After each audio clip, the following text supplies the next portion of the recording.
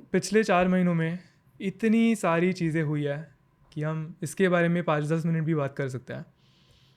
और ये सब कुछ इतना सडनली हुआ कि मैं इसके लिए प्रिपेयर्ड नहीं था। बहुत सारे लोगों को लगता है कि एक जिम इंजरी की वजह से ये सारी चीज़ें हुई, पर मैं एक शाम को मसाज के लिए गया था। जिम ब्रोस की कम्युनिटी में, बॉडी बिल्डिंग कम्युनिटी में लोग बहुत प्रीच करते हैं कि हफ्ते में एक बार या 2 हफ्तों में एक बार एक डीप टिश्यू मसाज के लिए जाना चाहिए। उससे मसल्स के अंदर जो भी नॉट्स होते हैं वो रिलीज़ होते हैं।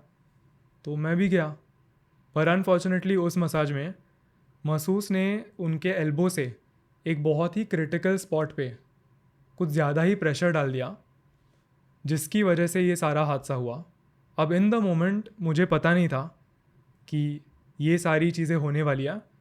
यूजुअली मसाज के बाद बहुत रिलैक्सिंग लगता है, तो मुझे लगा ठीक है, may be my body is feeling a little relaxed, आज रात को सो के देखता है और कल पूरा रूटीन वापस कंटिन्यू होगा। पर मैं अगली सुबह उठा और मैं अपनी गर्दन हिला ही नहीं पा रहा था। तो मैं लेफ़्ट राइट ये जो मूवमेंट्स होते हैं वो कर नहीं पा रहा था। और 1 घंटे के बाद बहुत अलग अलग सिम्टम्स आने लगे, जैसे मुझे अपने हाथों और पैरों में बहुत नमनेस आया, टिंगलिंग आया। मैं ठीक से बात नहीं कर पा रहा था, बॉडी टेम्परेचर रेगुलेट नहीं कर पा रही थी। तो ये सारे नर्वस सिस्टम रिलेटेड सिम्टम्स है, जिसकी वजह से हमने कई डॉक्टर्स को पूछा कि एग्जैक्टली क्या हो रहा है।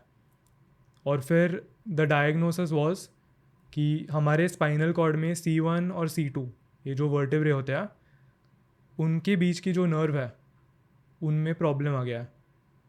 तो उसके बाद से अगले 2-3 महीने बहुत सारे ट्रीटमेंट्स चले, और उन ट्रीटमेंट्स के भी काफ़ी साइड इफ़ेक्ट्स होते हैं। फॉर एग्ज़ाम्पल, अगर आप गर्दन को ट्रीट करोगे तो आपके सिर का जो वज़न है उसे कौन झेलेगा। If your neck is not being able to hold your head, तो सारा लोड ट्रैप्स पे आता है। फिर ट्रैप्स टाइटन अप होते हैं, फिर नौजिया आता है, डिजीनेस आता है। तो वही चल रहा है। और अब आई एम हैप्पी टू से कि 4 महीनों के बाद सारे ट्रीटमेंट्स कंप्लीट हो चुके हैं, और अभी नेक के जो छोटे छोटे मसल्स हैं उनका रिहैबिलिटेशन चल रहा है। तो we are trying to strengthen those muscles back so that my body can handle the weight of my head. और इस पूरे फेज़ में मेंटली मैं इतना ज़्यादा लो था कि गर्दन के साथ साथ मुझे एक बार UTI हो गया, थ्रोट इन्फेक्शन हो गया, स्टमक प्रॉब्लम्स आ गए। And I believe that these things happened because my mental state wasn't good enough. Psychosomatic. Yes, I think now looking back at everything, क्योंकि उन सारी चीज़ों का क्योर भी इन अ वे, जब मैंने डिसाइड किया कि ये सारी चीज़ें इस रीज़न की वजह से हो रही है, that I am not doing okay mentally, तब I started getting out of those things bit by bit. तो इसमें एक बहुत बड़ा साइकोलॉजिकल कंपोनेंट भी है। और ऑल ऑफ अ सडन ये सब कुछ ओवरनाइट होने की वजह से मेरे अंदर बहुत फियर आ गया था। और जब फियर आता है तो बहुत सारे नेगेटिव इमोशंस आते हैं, डाउट आता है, एंग्जाइटी आती है, सैडनेस आती है। तो अगर आपकी मेंटल स्टेट ऐसी है तो डिजीज़ आएगा। That is what I have learned in the last 3 to 4 months now. Where are you right now with the injury and everything? So अभी भी पेन है while I am talking to you, थोड़ा uncomfortable लग रहा है। In fact even Mumbai आना आज मेरे लिए एक बहुत बड़ी स्टेप थी, क्योंकि घर पे आपको जिस टाइप का कंफर्ट मिलता है उस कंफर्ट में आपको इतना सेफ लगता है कि it really aids in recovery. पर फिर मुझे ये भी लगने लगा कि I am getting scared of doing the things I was once doing. और यहाँ मुंबई आना मेरे लिए इतनी रूटीन चीज़ बन गई थी कि फिर मैंने डिसाइड किया, big thanks to my parents as well, उन्होंने भी बहुत सपोर्ट किया है और मुझे बहुत पुश किया। इनफैक्ट मेरे पापा आज मेरे साथ मुंबई आए just so that I feel a little secure and so that fear बीच बीच में ना आए। So that's the update. And what's next over the next 1 year? So ये भी फ़नी है because I also tell you one more thing. ये deep tissue massage ये सब होने के पहले मैं जापान गया था, और ये एक ऐसी ट्रिप थी जो मैंने पिछले 8 महीनों के लिए विजुअलाइज़ की थी, ठीक है। इनफैक्ट इवन हमारा पॉडकास्ट होने के बाद मैं अबू धाबी गया, मेरे पास ऐसे गोल्स थे। तो जब आप अपनी आंखें बंद करते हो आपको फ्यूचर दिखता है, राइट। मैं जब जापान से वापस आ रहा था, अब ये कोइंसिडेंस हो सकता है but I believe that it is connected to what happened. वो फ़्लाइट 10 घंटे की है। 2-3 वीडियोस एडिट करने के बाद यूजुअली मैं फ़्लाइट्स में अपनी आंखें बंद करता हूँ, गाने सुनता हूँ या बस साइलेंस एन्जॉय करता हूँ, और मुझे आगे क्या क्या करना है उसकी मुझे एक मेंटल इमेज दिखती है। पर उस फ्लाइट में मुझे सिर्फ अंधेरा दिख रहा था। I couldn't see what's next. Going back to the quote you started off with, जो पर्पस था वो I think in that moment missing था। एंड मैं खुद को बता रहा था कि हाँ मुझे अब ट्रेनिंग में वापस लगना है, न्यूट्रिशन ठीक से फॉलो करना है, but I don't believe those are strong enough wise. तो वो जो भी अंधेरा था maybe that could also be connected to what happened. अब मुझे धीरे धीरे फ्यूचर दिख रहा है। Nice. और जो भी चीज़ें मुझे अचीव करनी है वो दिखाई दे रही है, और सिर्फ शब्दों में नहीं, विजुअली। आई बिलीव कि हमारा जो दिमाग है वो एक ब्लैंक कैनवस की तरह होता है, और वो ब्लैंक कैनवस इसी रीज़न की वजह से होता है कि आप आर्टिस्ट हो, आपको वो पेंट करना है और आपको इमेजिन करके, विजुअलाइज करके उस कैनवस को अपने दिमाग में देखना है, then it will become a reality. तो मुझे अलग अलग चीज़ें अब दिख रही है। अभी they are just a brief sketch, पर गोइंग फॉरवर्ड मैं कलर्स ऐड करूँगा उसमें, उन्हें और विविड बनाऊँगा। कंटेंट क्रिएशन के लिए प्यार बढ़ा है या घटा है? घटा है घटा है। या क्योंकि क्रिएट करने का मन ही नहीं कर रहा। पर आई shot my first video after a while on YouTube 3 days ago, तो उससे भी मैं धीरे धीरे बाहर निकल रहा हूँ, क्योंकि आई एम अवेयर कि सेल्फ डाउट को दूर भगाने के लिए action is the only way. तो you have to get started, फिर वो स्पार्क आएगा and then you will go forward. पर ये रियलाइज़ करने के लिए 4 महीने लगे। It's been a year full of suffering. It has. I think कि बहुत सारे लोग सफ़र कर रहे हैं एक्चुअली इस साल. Yeah. I don't know if everyone. I think for some people it's been a spectacular year, but that percentage of people is very small. कोई रैंडमली मिल जाता है। शो पे काफ़ी सारे लोग मिले, मोस्टली लोग कहते हैं कि ये बहुत मुश्किल साल रहा है बहुतों के लिए। Yeah. It's just been a challenging, and we see it in the news Worldwide. also. Yeah, I don't know what's happened this. I mean, ये एक एस्ट्रोलॉजिकल कॉन्वर्सेशन नहीं है, but the world of astrology predicted all this about this year कि it's a year of eruptions and explosions. I look at it as rebirth, you know, why not. एक थोड़ा फटका पड़ गया, फर्स्ट इनिंग्स की wicket गिर गई, second innings बाकी है बहुतों के लिए. So you are able to see it from a very nice perspective. Yeah, maybe now. Because you're out of it. Yeah, now I'm out. You know, like, and more importantly मेरा artistic rhythm मिल गया है फिर से. But 6 महीने लगे, और इन 6 महीनों में बहुत ही ज़्यादा मुश्किलों का सामना करना पड़ा. Everything from police station visits to the legal aspect of things to like just not having creative instinct in my heart, you know. जो भी ट्राई कर रहा था फेल हो रहा था. और विनर्स की दुनिया में ना, जब कोई फेल करता है तो बाकी सारे विनर्स कहते हैं no problem, keep going, keep go for it again, try again. But ये जो प्रोसेस ऑफ फेलिंग होता है, दुनिया भर के लोग विनर्स नहीं हैं. दुनिया भर के लोग बहुत एंजॉय करते हैं दूसरों के फेलियर्स. तो बहुतों ने एंजॉय किया इस phase. So internally it's been an annoying battle to face. Yeah, it is like frustrating है थोड़ा. हाँ, annoying है. But at the same time you only blame yourself. Don't blame anyone else. Yeah. And finally I feel कि अब चीज़ें ठीक हो रही हैं.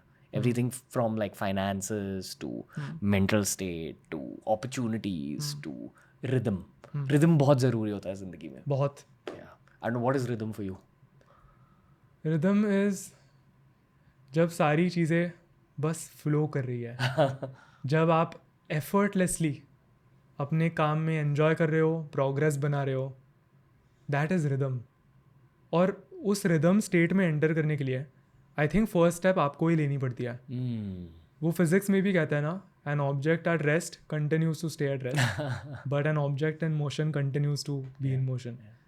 डू यू रिमेंबर वो एक विराट कोहली का इंटरव्यू था मेरे ख्याल से उनके एशिया कप विन के बाद या वर्ल्ड कप विन के बाद, I think it was world cup win, जब इंटरव्यूअर ने उनसे पूछा कि how do you feel winning the T20 world cup finally, तो उन्होंने कहा कि माई बिगेस्ट लेसन है जब ऊपर वाले को देना होता है तो वो दे देते हैं, आप हाथ मारो पैर मारो, इट डजेंट मैटर, जब गॉड चाहेंगे तब चीज़ें होंगी, and that I have witnessed myself as well कि so much is out of our hands, but the game is to keep going even if you not found your rhythm, और ये है gymming की then, to be very honest, you know, training on the rough days applies to life also, right?